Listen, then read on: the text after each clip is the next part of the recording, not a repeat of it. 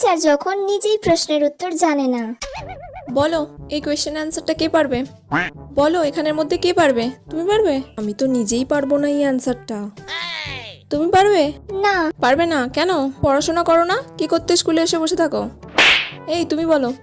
দূর বাবা, কেউ তো একটা উত্তরও বলতে পারছে না, আর কতক্ষণ এইভাবে চালাবো? বেলটাও পড়ছে না যে ক্লাস থেকে বেরিয়ে যাব, ভালো লাগে না। বলো। এই তোমরা সবাই প্রাইভেট কার কাছে পড়তে যাও? ম্যাম আপনার কাছেই। ঠিক আছে, তুমি বাদ দিয়েও তো এতগুলো স্টুডেন্ট আছো, তার মধ্যে কেউ বলতে পারছো না? ম্যাম আপনিই বলে দিন। আমি কেন বলবো? আমি বললে তো তোমরা সবাই এমনিই জেনে যাবে। তাহলে তোমরা কি করো বাড়িতে?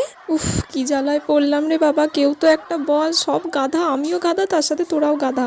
বলো। নিজে তো জানি না, যা বললো তাতেই হ্যাঁ বলে দিই। শুনলে কি বললো? তুমি কেন পারলে না? শুনে নাও ভালো করে, কালকে যেন কোয়েশ্চেনটা ধরলে তুমি পারো, ঠিক আছে?